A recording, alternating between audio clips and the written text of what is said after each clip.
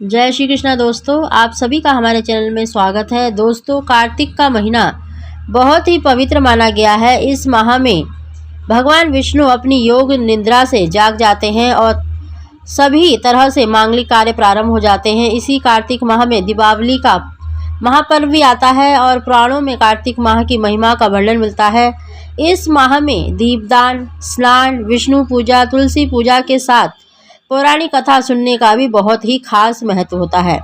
तो आज की वीडियो में हम कार्तिक मास की कथा आपको सुनाने जा रहे हैं। बोले कार्तिक मास की जय, राय दामोदर भगवान की जय। एक नगर में एक ब्राह्मण दंपति रहते थे। वे दोनों प्रतिदिन 7 कोस दूर गंगा और यमुना नदी में स्नान करने जाते थे। इतनी दूर आने जाने में ब्राह्मण की पत्नी थक जाती थी। एक दिन उसने अपने पति से कहा कि हमारा एक पुत्र होता तो कितना अच्छा होता।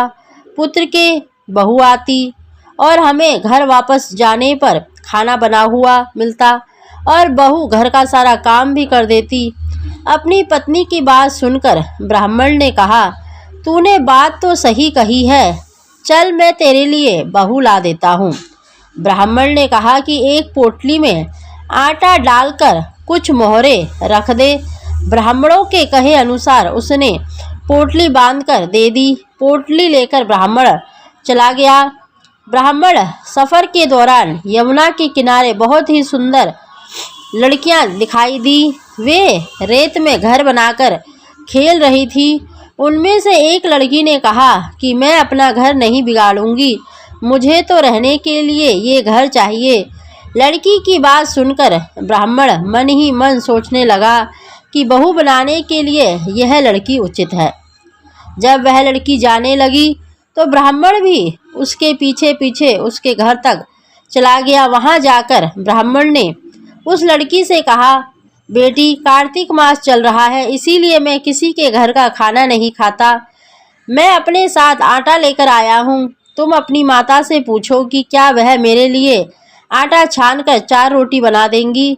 यदि वह मेरा आटा छानकर रोटी बनाएगी तो ही मैं रोटी खा सकता हूँ। लड़की ने जाकर अपनी माँ को ये सारी बात बताई। माँ ने कहा, उचित है, जाकर ब्राह्मण देव से कह दो कि वह अपना आटा दे दे, मैं रोटी बना दूंगी।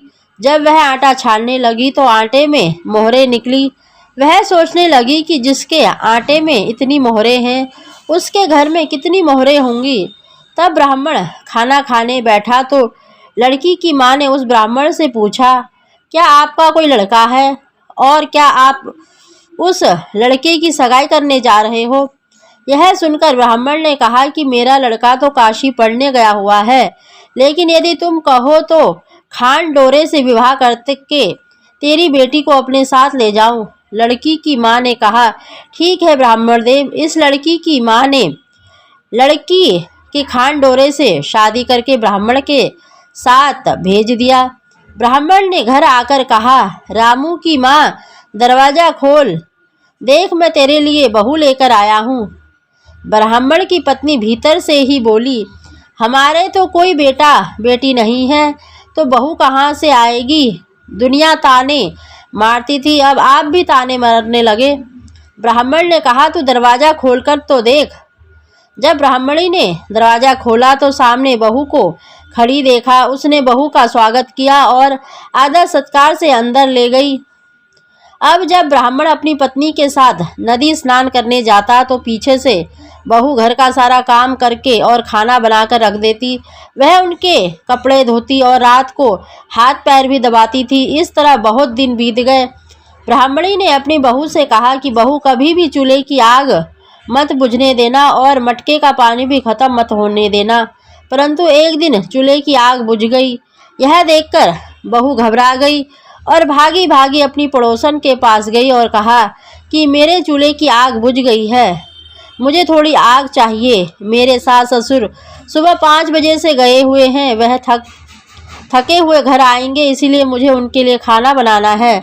यह सुनकर पड़ोसन ने कहा कि तू तो बावली है, तुझे यह दोनों मिलकर पागल बना रहे हैं। इनके कोई पुत्र नहीं है, ये निसंतान है। बहू ने कहा, नहीं ऐसा मत बोलो, इनका बेटा तो बनारस काशी पढ़ने गया हुआ है। इस पर पड़ोसन ने कहा कि यह तुझे झूठ बोल रहे कर लाए हैं, मेरी बात सच मान, इनके कोई बेटा नहीं है। अब बहू पड़ोसन की बातों में आ गई और कहने लगी कि अब आप ही बताओ मैं क्या करूं।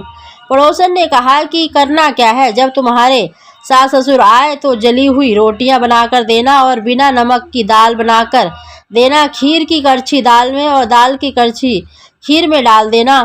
पड़ोसन ने उसे अच्छे से सिखा पढ़ा दिया। फिर जब उसके सास ससुर घर आए तो उसने ना उनके आदर सत्कार किया, ना उनके कपड़े धोए। जब उसने सास ससुर को खाना दिया तो सास बोली, बहू आज यह रोटियां जली हुई क्यों हैं और दाल भी अलोनी है। तब बहू ने पलटकर कहा कि एक दिन ऐसा खाना खा लोगे तो कुछ बिगड़ नहीं जाएगा तुम्हारा। सास ससुर को खरी खोटी सुनाकर वह फिर से पड़ोसन के पास गई और बोला कि अब आगे क्या करना है। पड़ोसन ने कहा कि अब तुम सातों कोठों की चाबी मांग लेना। अगले दिन जब भी स्नान करने के लिए जाने लगे तो बहू अड़ गई कि मुझे तो सातों कोठों की चाबी चाहिए। तब ससुर ने कहा कि इसे चाबी दे दो। तब सास ने बहू को चाबी दे दी। सास ससुर के जाने के बाद जब बहू ने दरवाजे खोले तो देखा कि किसी में अन्न भरा है, किसी में धन भरा है और किसी कोठे में बर्तन पड़े हैं। जब उसने सबसे ऊपर का 7वां कोठा खोला तो देखा कि शिव, पार्वती, माता गणेश, लक्ष्मी, पीपल पथवारी, कार्तिक के ठाकुर, राई दामोदर, तुलसी का बीवड़ा, गंगा यमुना और 33 कोटि देवी देवता विराजमान हैं। वहीं पर एक लड़का चंदन की चौकी पर बैठा माला जप कर रहा है।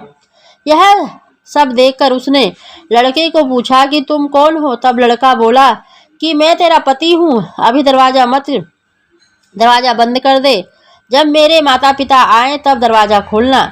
यह सब देखकर वह बहुत खुश हुई और 16 श्रृंगार करके सुंदर वस्त्र पहनकर अपने सास ससुर का इंतजार करने लगी।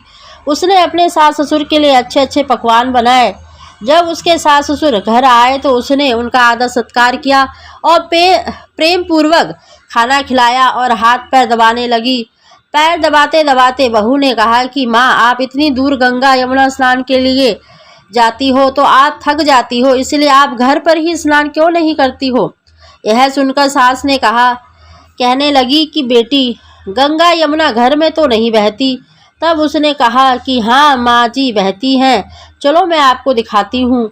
जब बहू ने 7वां कोठा खोल कर दिखाया तो उसमें शिव, पार्वती, गणेश जी, लक्ष्मी माता जी, पीपल पथवारी, कार्तिक के ठाकुर, राई दामोदर, तुलसी का बीवड़ा, गंगा यमुना बह रही थी और 33 कोटि देवी देवता विराजमान हैं।